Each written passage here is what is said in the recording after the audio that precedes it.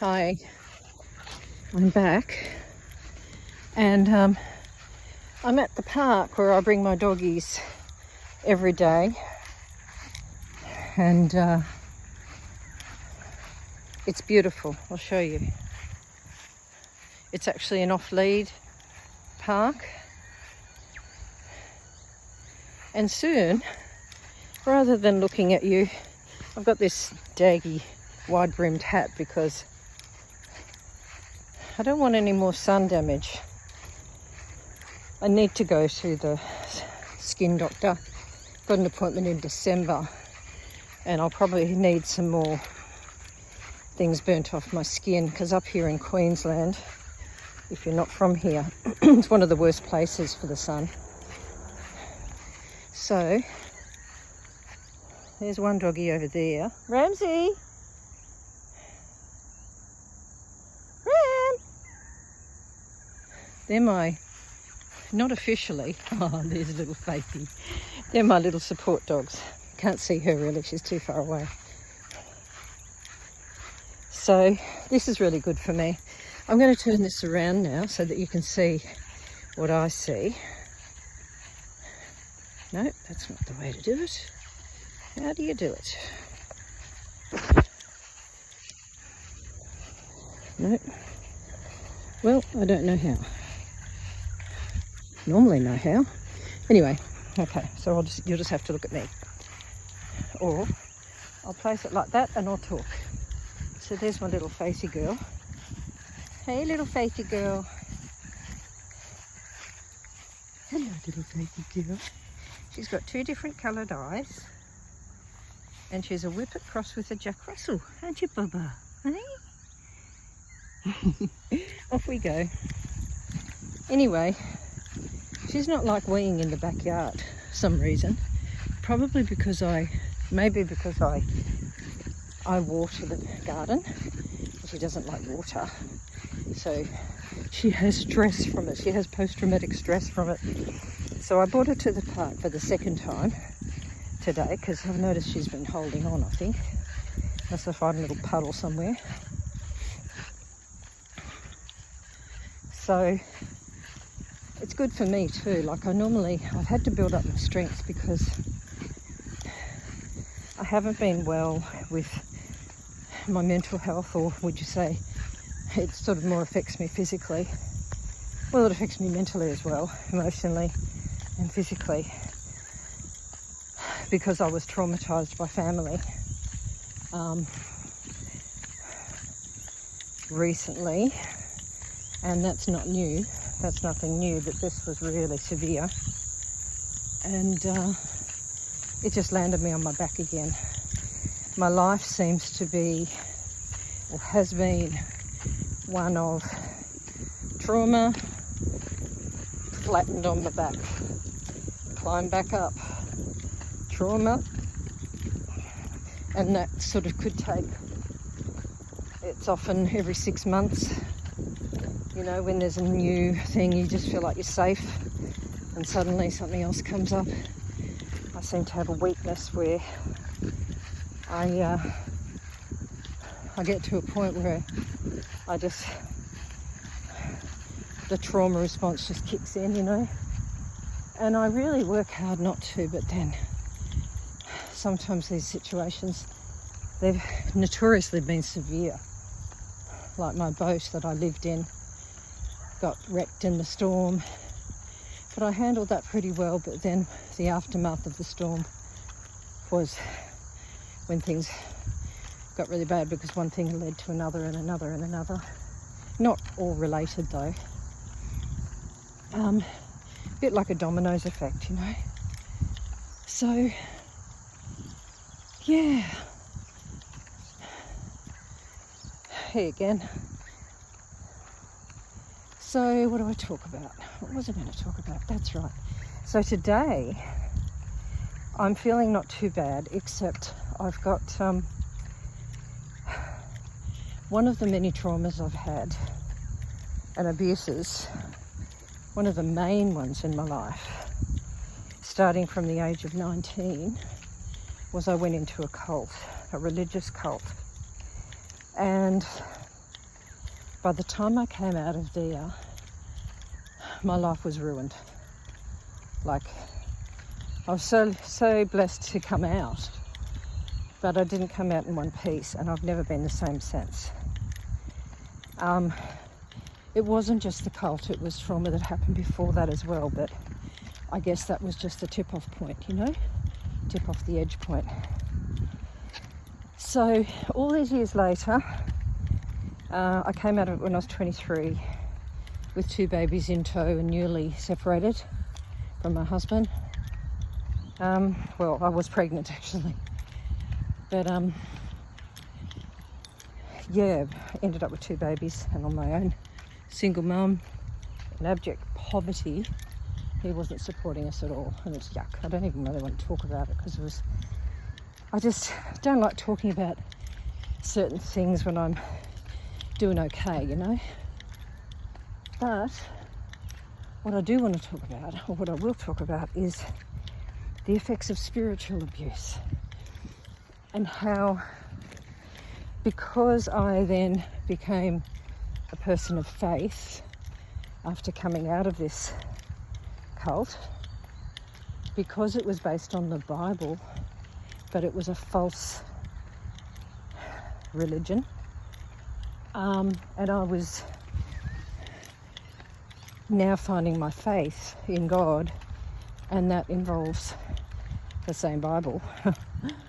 And then I went to Charismatic Church, and it wasn't until like 10-15 years later that I had the guts to just walk away from all of it.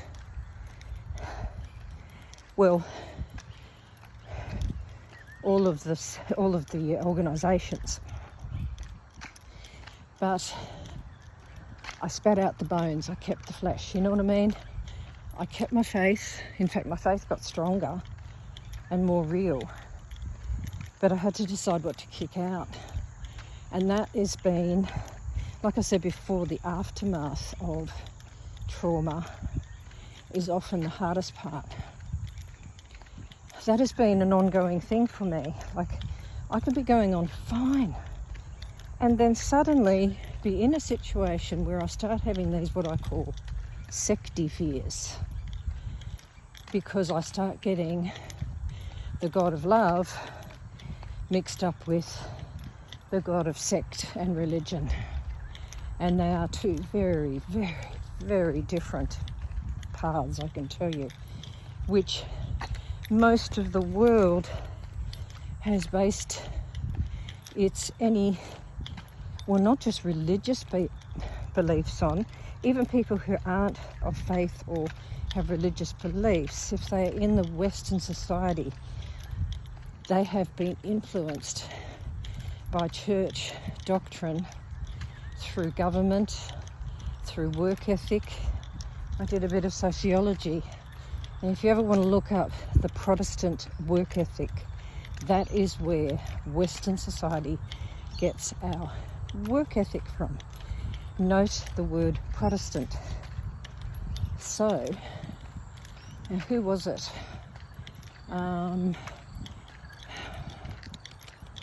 Just trying to think of his name.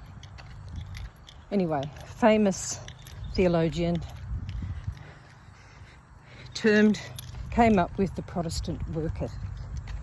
And so everybody, and he was from Germany.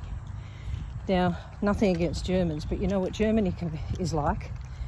It's pretty strict when it comes to work ethics and standards, and like, this is right, this is wrong. That's because it's very Protestant. And I'm not talking about religion here, like as in if you're a person of faith. I'm talking about in the government, because remember, back then, the government was the church. The church was the government. They weren't separated. So that's why there was all sorts of things like the Spanish Inquisition and a lot of spiritual abuse. And laws, you know, witches burned, all that sort of thing. Because they were basing their laws and everything on how they saw the Bible. Now, so this has come down. If you look in, so anyway, I'm not going to go there because it's another topic altogether. But if you just look up the Protestant work ethic, that's when the Protestants broke away from the Catholic Church. The Catholic Church is all about doing good things for people. Not saying that they do, just saying that was their ethos. To be a Christian was to do good. And the Protestants were about the work ethic, which meant their Protestant work ethic was you work all the time and you have little rest, little play. That makes you a Christian. And so if you're not a follower of faith, that makes you a good person. And you notice how that is still in our society. But anyway, go back to Cptsd and cultish abuse, spiritual abuse. So in some ways, all of us have been subject to a form of spiritual abuse without even knowing it, even if we weren't raised in religious homes. In the West, I say. But then again, in the East, there's a different set of religions. And they all have ethics and rules and morals and all sorts of beliefs. You bossy girl. Hi. And this influences us subtly, subliminally. And there's whole studies on religion and society, and even the sociologists said that were again, like Karl Marx, he said religion is the opiate of the people and what they need is to revolt.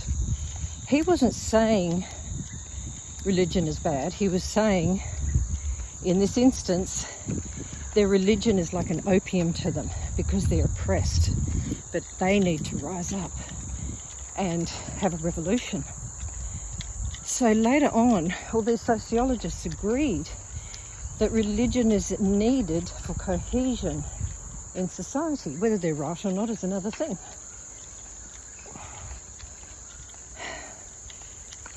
That's a whole other study, really, because if you look at it, there's the pros and the cons, isn't there?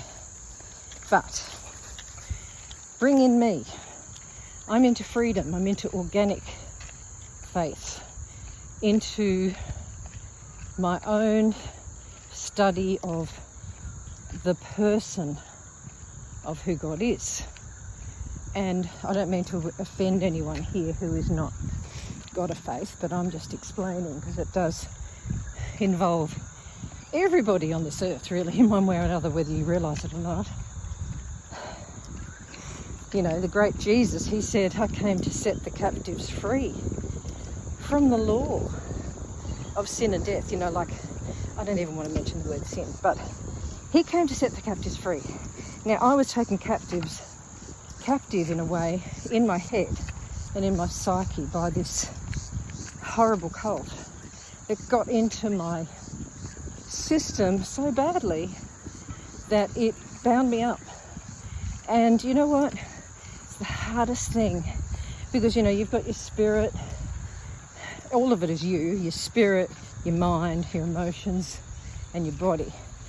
And to me, and this is what I believe, they're all interconnected and they're all us. So they all need to be equally healthy, or which none of us are completely, working towards. You can't leave one out. So my quest in life now, even though I didn't want to get involved in this, in order to be free of these fears, because I literally have fears come to me to tell me I'm in trouble or I'm doing something wrong, or it's called scrupulous OCD. Sorry to involve so many different aspects of this, and I'll go into it more down the track, but it's like an OCD, but a spiritual one. Trying to fix yourself so that you feel accepted by God. And that's not what the message is about, really. It's meant to be one of unconditional love. But what have we been told? We've been told you've got to do this and this. Like the minute I say I'm a believer, people say, I do good. And I think, yeah, they're caught up in the whole, you've got to be good to be acceptable, to be loved, to be wanted, to be a good person. And that isn't what the message, the true message is about of the gospel, right? If you read it properly, the true message of the gospel, or what's called the word, the legos, is about freedom. Freedom from all of the things that bind us, all of the things that keep us from knowing we are accepted, we are loved, we are, and not by merit, not by, because I'm good. And that's where a healthy self-esteem comes from, is knowing you are accepted because you are acceptable. And if you have bad actions, for instance, they're not you, they are how you're acting. The real you is made in God's image, perfect. Nothing wrong with you, not broken, not lacking. But we live an earthly life, an earthly existence that influences us to see ourselves from a different lens, according to what we've been, our experiences and what we've been through. So, I've made this sound very complicated or theological, but really all I wanted to say is, gee, I've been having a tough time today, because I've noticed I've been wanting to move forward in an area, and it's a new area that's making me feel guilty, because normally I would put it on myself. Oh no, that's wrong. That's wrong to have that. That's wrong to receive that. That's wrong to want that. God wouldn't want me to have, not this much, not this situation. And so I'm talking in riddles because I can't talk online about the actual circumstances. But the guilt, and that guilt has been put on me by others, and not to mention myself, my own high standards. And it's shaking that off. It's growing out of that place of putting myself down, not loving myself, not accepting that I am worthy. I'm worthy of God's love. I'm worthy of His blessings. I'm worthy because I deserve it, because I earned it, not necessarily. Just like a child is worthy of an inheritance by their father because they are loved, or their mother. That's how God sees me. And the worthiness, there's two sorts of worthy. I can either be worthy by merit, or I can just be worthy because of the fact that I'm part of the family, His family. I'm made in His image, it says. I am loved, perfectly loved, and I am loved unconditionally. And so, for that reason, I'm accepted and I'm acceptable. Do you get it? This has been a lovely walk. Now, where's my little puppy? She's probably gone hiding because there's thunder. I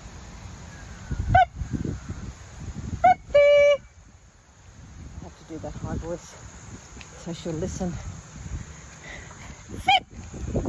Unless she's gone to the car. I know Ramsey went ahead of her. So, Let me know in the comments if I've just totally sounded like I've talked gobbledygooch and I'm not being clear, because I haven't planned any of this talk. And every time you come into my brain, that's what you're going to see. The deep. There's one doggy. Hello. Where's your sissy? Where's Faithy? Hey, Faithy. Faithy.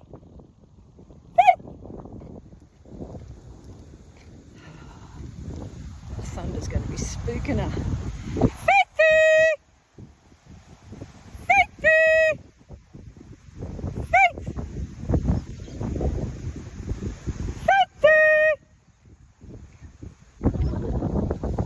Okay, Ramsey's terrified. Oh, there she is! Good girl. So if you can, you're welcome into my brain and into my thoughts and into my depths. If you can make sense of it, you're welcome here. If you'd like to prescribe, Freudian slip. If you'd like to subscribe, it won't always be this convoluted and deep. Depends what mood I'm in. What you get with me is a surprise every day. Okay, these other people are coming up now and they've got doggies and they will probably think I'm trying to film them, so I'm just all good to go that way.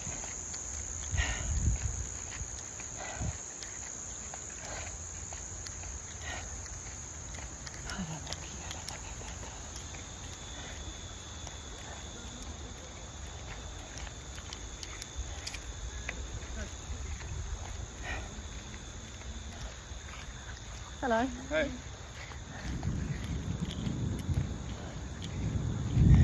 Come on. Oh, Faith's way ahead of me. She's like, I'm going to the car. I hang around here. Oh well, she wanted to go for a walkie. It's funny because Ramsey, the black and white one, he was the one that was always scared of the thunder and storms. Like, I've never seen a dog so terrified. And it's almost like it's spread to her now, because she was never as afraid, but suddenly she's scared. Yet we lived on a boat and they hate water. They don't like water, they don't like rain, they definitely don't like thunder. But as long as their mummy's around, they cope to some extent. But they've both raced to the car. They're like, no way, we're out of here. Getting some drips of rain now. It'll probably rain quite strong soon. But at the moment it's just, oh, it's lovely. I like cool. Cool is my thing. Cool is my jam. So I've had my walkie. Notice I say walkie because that's what I call it with the dogs. How many minutes has this been? 23 minutes. Well, I'll wait until we get back to the car. I don't want to make these too long because it'd probably be really boring to watch, wouldn't it? To watch the whole thing. But, well, I'm not saying I'm boring, just unless you're really used to following a channel and you really like it. Like there's some channels I follow and I consistently look at where the marker is because I think, oh no, it's halfway through. Because you wait all week for it, you know. But with someone new, it's not so easy to watch it from the start to the finish. I'm not famous yet, if ever. Joking.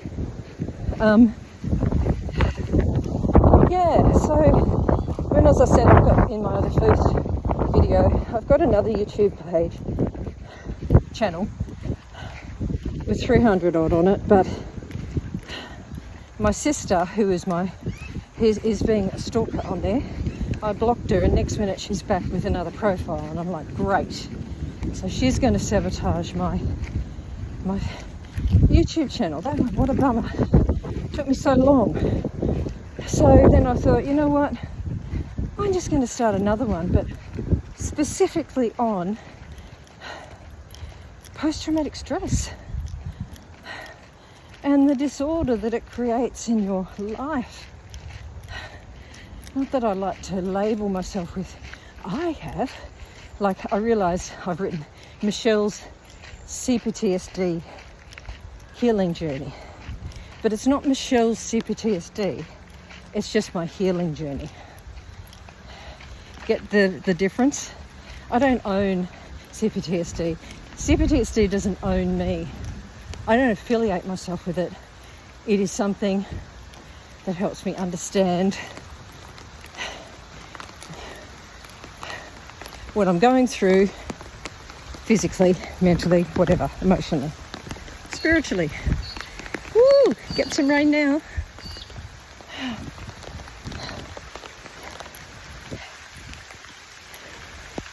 Put it under there. Just made it back in time, eh?